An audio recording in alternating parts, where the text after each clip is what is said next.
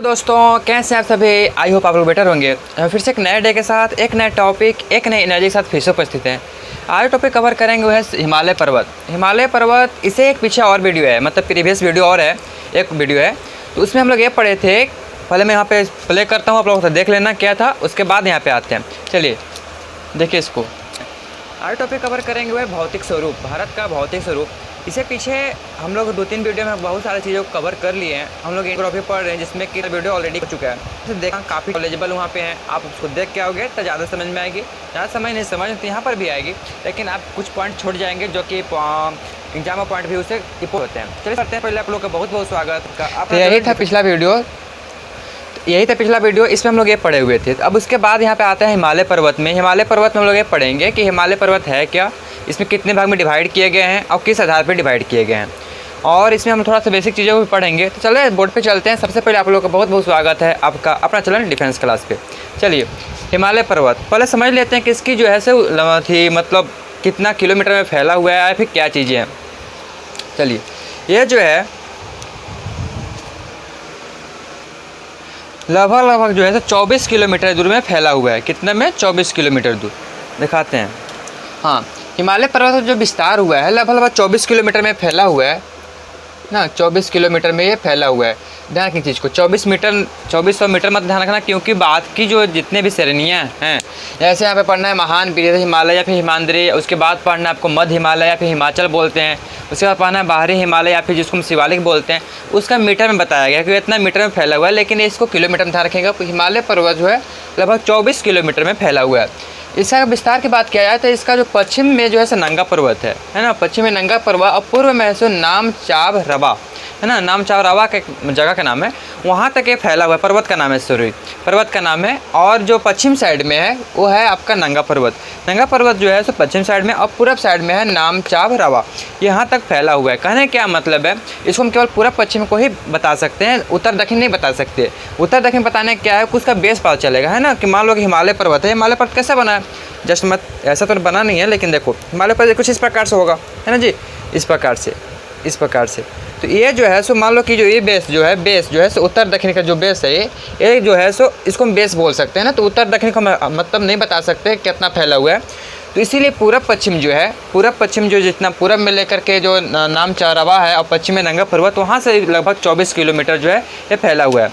और उसके बाद आगे देखते हैं, इसको 3 भाग में डिवाइड कर दिया गया है। जिस प्रकार से संज्ञा के बारे में पढ़ते हैं, संज्ञा का डिफिनेशन पढ़ते हैं, उसके बारे में उसके काइंड पढ़ते हैं, काइंड से हमको पता चलता है कि संज्ञा है क्या। उसी प्रकार से हिमालय पढ़े, हिमालय के पढ़ ले विस्तार कितना है। उसके बाद जो उसके टाइप हैं, जो प्रकार मतलब बांटे गए हैं 3 भाग में, वो 3 भाग को जब पढ़ लेंगे तब हमको पता चलेगा कि हिमालय क्या था। तो पहला भाग जो है वह है महान विरध हिमालय या फिर हिमाद्री, पहला भाग का ये नाम है। दूसरा भाग जो आता है, मध्य भाग जो आता है, उसको मध्य हिमालय या फिर लघु हिमालय या फिर उसको हम बोलते हैं हिमाचल, है ना। या फिर फिर थर्ड जो आता है उसको बोलते हैं बाहरी हिमालय या फिर उसको बोलते हैं शिवालिक। आपको मध्य जो हिमाचल है, हिमाचल के अंदर आपको मसूरी वहाँ पे जहाँ पे IAS ऑफिसर IPS ऑफिसर को ट्रेनिंग दिया जाता है, उस जगह पे वो आता है आपका मध्य हिमालय में, मध्य हिमालय में जहाँ पे आता है हिमाचल। और बाहरी हिमालय जो है जिसमें आता है शिवालिक, वहाँ पे देहरादून है, जहाँ पे हम जैसे NDA स्टूडेंट का वहाँ पे खड़कवासला जाने के मतलब ट्रेनिंग के लिए जाना होता है, तो जो देहरादून है आपका पड़ता है बाहरी हिमालय में, यानी कि शिवालिक में। चलिए तो इसके बारे में पढ़ते हैं। विरध हिमालय या फिर हिमाद्री जिसको बोलते हैं, इसको 3 नाम से जानते हैं, ध्यान रखिएगा। महान हिमालय, विरध हिमालय या फिर हिमाद्री, ये 3 नाम से जान रहे हैं। तो इसको पहला भाग है। पहला भाग में इसमें पढ़ना क्या है कि इसमें जितने भी बड़े बड़े सारे चोटियाँ हैं, है ना, जितने बड़े बड़े जो पीक हैं उससे सब इसी मिलेंगे। इसकी ऊंचाई लगभग 600 मीटर है, ध्यान रखिएगा, इसको मीटर में बोलेंगे। और हिमालय पर्वत जो है 2400 किलोमीटर है। तो ये 6000 मीटर में फैला हुआ है आपका विरध हिमालय या फिर हिमाद्री।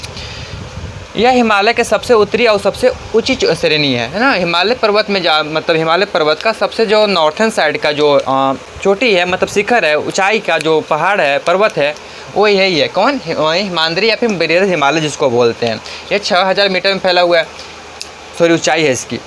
हिमालय के स्रोत शिखर इसी श्रेणी में आते हैं। स्रोत शिखर कहने क्या मतलब है कि उन सारे पीक, है ना, जो कि काफ़ी जैसे माउंट एवरेस्ट हो गया, नंगा पर्वत हो गया, कंचनजंगा हो गया, ये सब बड़े बड़े सबसे ऊंचे पीक हैं जो कि इसी रेंज में आते हैं। किस रेंज में आते हैं? हिमाद्री, मध्य विरध हिमालय फिर महान हिमालय, इसके रेंज में आते हैं।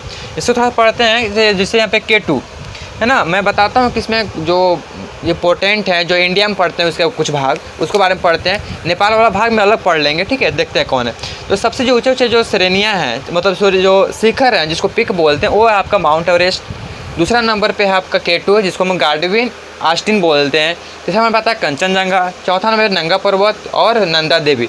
ये जो पहाड़ी जो पर्वत हैं हमारे इंडिया में पड़ते हैं, इसके भाग जो है इंडिया में पड़ते हैं। और बाकी और भी जो बड़े बड़े ऊँचे ऊँचे जो पिक हैं, सॉरी ऊंचाई वाला जो पिक है वो नेपाल में पड़ते हैं, इसलिए हमें उसको लिखा नहीं है। तो एक यहाँ पे और एक चार्ट बनाते हैं जिसमें लोग समझेंगे कि इंडिया और नेपाल के बीच में जो अति पर्वत हैं वो कौन कौन से हैं, ठीक है। तो इसको आप लिखना चाहें तो लिख सकते हैं, मैं तब तक यहाँ पर लिखता हूँ, आप इसको उतार सकते हैं।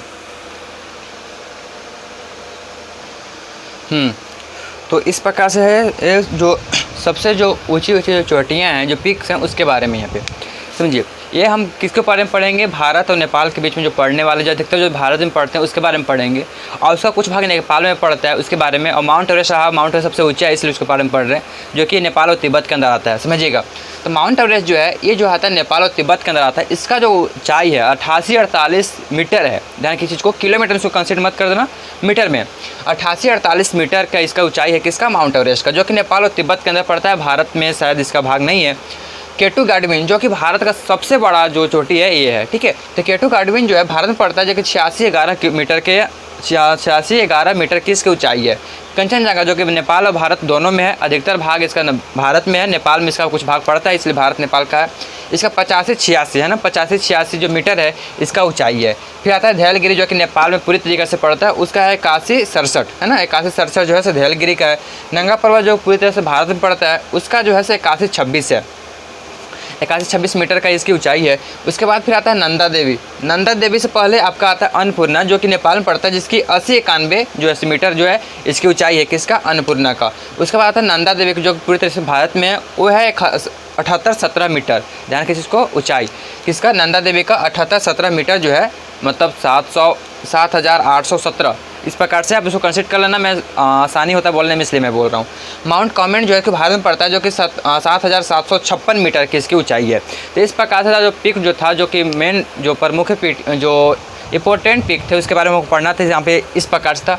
तो मिलते हैं अगले वीडियो में, किसके वीडियो के साथ, मध्य हिमालय या फिर जिसको हम बोलते हैं हिमाचल, उसके वीडियो में मिलेंगे। तब तक आप लोग पढ़ाई करते रहें। All the very best, thanks for watching this video.